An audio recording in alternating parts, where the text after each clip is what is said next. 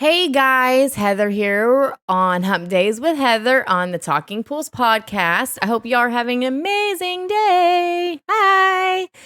So, on this episode, I wanted to kind of touch base with everybody to talk about how to make an angry customer a happy customer, right? That's very big in our industry. And I know I've talked about this a few times on my podcast where I'm not always the perfect person for this, but I wanted to take some time with, what Cassandra does, what my husband does, what I've done in the past to kind of make our customers not so pissed off if that happens. Always, though, like my rule of thumb is if they're legitimately pissed off for something that you have done, fix it. Don't just blow them off and leave them high and dry. Like don't do that. Okay. So the number one thing, in my opinion, to always make an angry customer happy is to fix the problem, right? Just fix it, or at least let them know that they're being heard. But before you can do that, you need to find the source of their anger, right? Are they pissed off because of what you did or how you spoke to them? Like I had a client that got mad at me because in Texas, I'm in Texas, a native born and raised. I call people sweetheart and honeys a lot, and I've tried my damnedest to not do that as much, but I still do. But I had this one customer that truly got effing offended by it. Like she's like, I'm not your honey, I'm not your sweetie. I don't think I called her honey, I think I called her sweetie. And I understand that, right? I get that. Some people it doesn't go well over, and it's not really good business either, but it's just something that I've curved that a lot. Like I've tried. But people who work in customer experience tend to be empathetic. Having empathy means considering why an upset customer is in that state to begin with. First of all, could we be going through some terrible experiences? Like the homeowner, right? Could they be going through some terrible experiences? If they're sad, they're frustrated, they just need to listen. Or do we just need to listen? Do we need to try to solve? So those are some things that happen. Like Steven the other day had a customer that was just super pissed off at him. And Steven really didn't do anything wrong. But at the end of it, the customer actually apologized the next day. So kind of the scenario that happened there, she ordered a handrail and Steven sent her an example of one of the handrails through Saffron, and it was a certain color, and in the estimate and in the contract the homeowner signed, it stated a stainless steel. They wanted it in stainless steel. So it's fine. So that's what we ordered. That's what we did. Handrail comes in and she's like, I thought I was getting a bronze handrail. That's the picture that you sent me. That's what happened, blah, blah, blah. And Steven was like, well, ma'am, we didn't talk about color. What's on the work order was stainless steel because you told me you wanted a stainless steel handrail. And she's like, well, you sent me that photo, so that's what I was getting. So she was just having at his throat on that. Well, he pulled a recording up and sure enough, it stated stainless steel. And so afterwards, he told her that, and she's like, oh my God, I'm so sorry. I was just having a bad day. I just needed to vent, I apologize and I took it out on you. So you do have those customers that apologize. So that's really nice. And you also just have to remember that when a customer is angry, it's not really at you. So maybe if you can make this one annoying problem right for them, it might be able to turn their day around. Hence, when she apologized. And if you just treat a person with kindness, maybe the next time you're on the phone with them, they'll pay it forward, because that kindness can turn around their whole day. I had a really bad day yesterday. Just every single client was just pissed off over stuff that I feel is very small and minute, but to them, it's big. So one customer didn't like the stone that we got from the stone yard. And as we all know, stone right now is not in the greatest position. So they were upset. Well, we've already cut it, bought it. We were about to lay it. And they're like, I don't want this stone and I'm not paying for it. I'm like, unfortunately, you do have to pay for it. You signed the contract. The contract is the stone. That's what we got. If you don't like the stone, you're more than welcome to go stone yard, mark the stones that you don't like, and I'll replace those pieces for you at no extra charge. But you're going to go pick out your stone from the stone yard. Well, they didn't like that answer either. So I had to deal with that. So just remember, it's not always about you. And then later that day, she was like, I'm sorry, I'm just stressed about this whole situation, so on and so forth. So some strategies that we kind of use is calm method. Heather does not use the calm method very often. I get pretty upset with that, but Cassandra does. Like, I absolutely adore Cassandra and how she's able to turn a pissed off customer into a calm customer. So we can at least fix the situation. So she does the power of calm is what I call it. So usually when someone calls in angry, she tries to be a little bit more upbeat on her phone because that upbeat, voice kind of makes it set that tone of that phone call. Part of that is because I hate to hear the customer is struggling. So this is like what she's told me, right? She hates to hear that customer is struggling, and she gets genuinely excited at the prospect of making a positive impact to their life. It's really rewarding when someone calls in upset and I can change their mood by the end of the call. And remind you, this is from Cassandra. This is not me. But also my hope is that by remaining calm, I can convince them to be calm. I believe that people take on energy that you project. As Yoda says, anger leads to hate. Hate leads to suffering. If I start to lose my temper, they might think that maybe there isn't a fix or maybe I can't help them. But if I stay calm through the entire exchange, a lot of the time the customer will mirror that image. When it comes to technical questions, they have to start by figuring out the customer's particular learning style. So I teach this as well. Like Cassandra's learning style is hands-on. My learning style is the same way. I can't sit behind a computer and go through webinars and seminars and learn how to do that. So you have to kind of see, like by talking to them, you can kind of gauge what their learning style is to kind of project how to explain that in a situation that would help them, whether you need to shoot them a video or YouTube, if they're visual, so on and so forth. You can usually tell off the bat what their learning style is based on how they explain the problem to you. Sometimes it's very undetailed and vague, and that's the case. You have to step back to a very basic level and figure out exactly where they're at. Example, if you're at your equipment facing it left or right, what does it look like? Everyone has a different way that they prefer to help, whether it's me walking them through step by step, letting them explain exactly what they're doing, or interjecting here and there and just saying, okay, let's see what's going on by doing a video call as we're following along. We do that a lot. So RingCentral allows us, and so does Teams. We use Microsoft Teams, and RingCentral allows us to do that. Hey, I just wanted to also give a shout out to Amy Lemieux for giving me a donation to help with the podcast. So Amy, I truly appreciate it, and thank you so much for your support. Guys, if y'all want to donate, feel free to ask and I will gladly send the link. That helps us stay on the air. That helps with the expenses between our time, our editing, and the cost that it takes to actually keep it on the air. Thanks so much. Again, Amy, I appreciate it. So the two kinds of angry customers, right, and what they need. So sometimes a customer will call in and they'll be like what I call passive angry. I'll ask how their day is and then start out with, oh, would it be better if A worked, B worked, or C worked? You want to give your customers options because, example, we had a client that when we plastered a pool is white pebble. How you screw up white pebble, I can't tell you, but we did.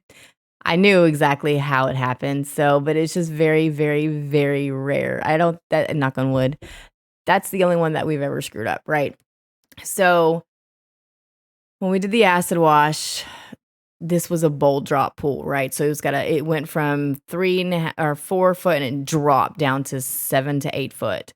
I forgot exactly. Well, when they did the acid wash, they forgot to put the plastic down on that drop, and there was a big ass streak where the acid just dripped down, and it was very predominant.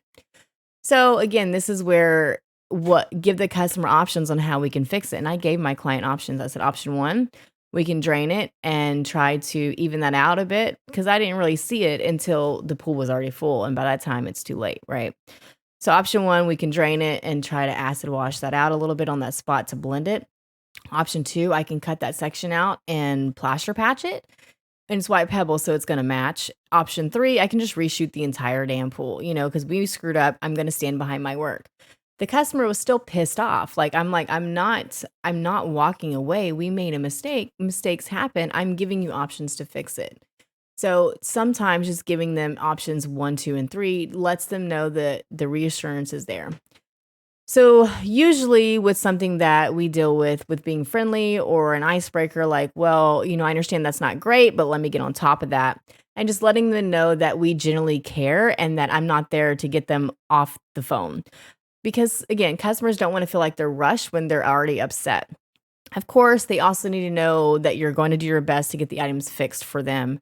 Because often, a passive angry aggression person gets frustrated because they know that they're intelligent, right? That they're intelligent and they know that they're doing, for the most part, and what they've came across on Google or whatever else. And so the element of the product that they can't figure it out, and it makes them feel stupid when there's things that they don't know. So a lot of times, obviously our knowledge is a lot more intense than homeowners. And if they feel dumb about the project, then it's going to just make things worse. So finding a way to patiently and sympathetically express, yes, you are smart, and I know this can be frustrating, and I've got your back, instead of just trying to say, well, let's try it this way. If you get more in detail in the end, and the outcome in the long run will help you out. So you just have to figure out what's best for that client and for you.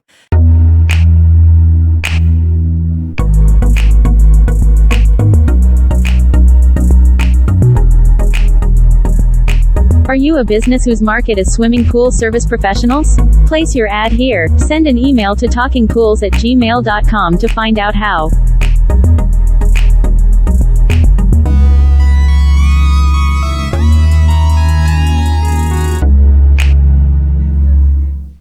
Just walk them through the proper steps and giving them context as to why we do things a particular way versus like in a nutshell without a long drawn out escalation process. It can make them happy again to help them understand. And then there's sometimes you just can't, but these are definitely facts that have kind of helped us in the past. Some other type of angry clients is what I call like the escalated angry, which is the one I was on the phone with for an hour and a half.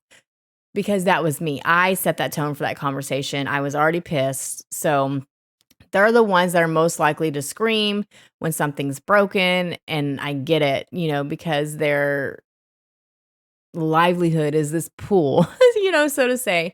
And so when something's broken, it feels like it's costing them a lot of money. It's money down the drain that they wasted or whatever it happens.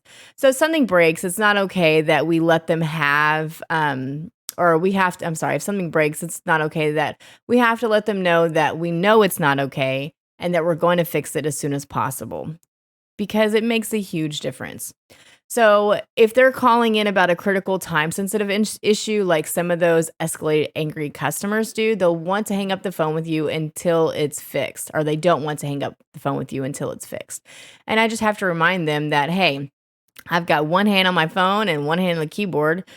It can take me longer to fix this problem, right? Because I'm not physically there on the job. So I have to let you go. Unfortunately, in order to do that, to get a hold of the manager, to get a hold of the owner, whomever that they have to get a hold of. So, and more often than not, when you email them a few times later to tell them like when we're going out to fix, so on and so forth, they'll email you back escalated. Like, hey, what the hell? Why is this taking so long? Why can't you get somebody out here the same day? So on and so forth. So just kind of let them vent, let them do what they need. Just remember, set that tone, because that tone does do it. So my next thing would be how to disarm a bomb. So I'm a person too, right? So I understand. And in the same way that you get angry, I can get angry just as fast as you can. But I'm not some higher being that's never going to have their feelings hurt, right? Because it does happen. But I also know that if I can focus on the phone, there's always a way to get help somewhere. That's always something else that you can think of that might get you to the goal. So if you are on the phone with this pissed off client and you can't think of how to fix it, like Cassandra, she's just now learning the building side, right? And she just started learning the remodel side about a year or two ago. And I was handling it myself. So in the beginning of that for her, it was like a hot mess. She was constantly on the phone, be like, oh, I don't I don't know how to fix this. What do I tell this client? They're pissed off. Can I just transfer them to you? And I'm like, no, because the only way that you're going to learn is by handling the situation. So this is what we tell them. This is what we do. And this is why I tell them that. So she would have them handle that. Another thing is keep track of everything. I can't tell you enough how much that you want to keep track. Because it just helps so much, because you can go back and listen, because sometimes I'm like, okay, well, that's normally not what we do. And I've pulled recordings of myself and I'm like, shit, I did tell you that. I apologize. That was wrong. I could hear, my background noise. I was busy, blah, blah, blah. So we also keep track of everything. So if a customer starts to curse or swear at us, it can be helpful because your brain goes blank after a while, when somebody's just screaming at you, and just be like, hey, I got to go. Let me find this. You're not going to scream and yell at me, and then go back and figure it out. But having a document in front of you to kind of help look at the past situation can help what's going on and not to argue, and gives some practical prompts as to, okay, well, day here, Heather did this, day here, Chris did this, so on and so forth. Also, you can kind of type this up, record it, whatever. Cassandra has, this in front of her as well, like this, some of these points, not right, because I'm not typing all this up, but some of these points to kind of help her de-escalate, an upset customer, to help them with that. So when that happens, it seems that a lot of people curse a lot more often and more confidently nowadays than they used to, Heather being one of them. So a customer might say something like, oh my God, this is such a piece of shit. So you got to, do this person. And it's clearly really angry when they're expressing that, but could be speaking in a joking manner. And sometimes, I'm just like, okay, are they really upset or are they joking? But if I can't tell if they're getting angrier or if I can't tell if they're joking, I'm just going to listen a little bit longer. And so when I step in front of that first time, once they stop and take that break, I get that you're angry, and I would be too. I'm just here to help you, but swearing at me, is not going to get in the way of that, because I don't let customers just sit there and swear at me. I will put you down. I'll hang up on you. I don't give a shit. I'm not going to deal with it. We're all adults. And I get, even if we made a mistake, there's a right way and there's a wrong way to go about it. So just at the end of that, handle it that way. Well, that's kind of my tidbit on that. I know it's gone a little bit longer than my normal. But my last supporting thing would be just like supporting the team support too. So all you managers out there, all of you owners, all of your, GMs, make sure you have your team support. I can't tell you how critical it is to back up your employees and back up your contractors, and vice versa. Because a lot of times, I think it's kind of a bias of, any support team specialist to say that they don't take the job home with them at times. And by having that manager there to be able to support that individual, it helps relieve that. And it also, you want to try, but if someone is just having at you, it's good to have that support system to know that, hey, my company's got my back. My company's going to be here, so on and so forth. So just make sure that you have it all support your team. And then don't ever let that client know that, hey, your employee was wrong. Just reword it, like, hey, I apologize, that was said, let me get to the bottom of this, and then we'll come up with a solution. I do that with Cassandra a lot, because she doesn't know, she's still learning, but occasionally I'm like, hey, Cass, I pull her to the side. That's not correct. This is what you were supposed to say. But that customer doesn't need to know that, right? That customer just needs to know that we're fixing it and it's handled and it's to the point. Okay, last little tidbit. So if y'all have any questions about that, definitely give us a call, or not a call, an email, I think is how Rudy's has it set up, or call us. I don't care, whatever. But I hope y'all have enjoyed this episode of how to kind of deal with angry customer to a happy customer. And I hope this helps y'all. And I hope you've learned something new. So just remember, remain calm, convince the customer to be calm, figuring out someone's learning style, a passive angry customer, just let them know that you genuinely care about their problem. Escalated customers just need to understand that there's sense of urgency, because remember, everybody has different, and then have documents for your team to help you or help them help the customers when they're upset. So that's just kind of my little tidbit. And then of course, set boundaries for how you allow that customer to to talk to you, and make sure that they stick with you. If a customer continues to be disrespectful, threatened in the call, I don't threaten. I just hang up. Like, I'm just gonna tell you I'm disconnecting and have a nice day until you can calm down. And then I have to go decompress myself. So again, that's just little bullet points for this whole episode. Well, I hope you've enjoyed it, and I will talk to you next Wednesday. Have an awesome day. Bye, guys.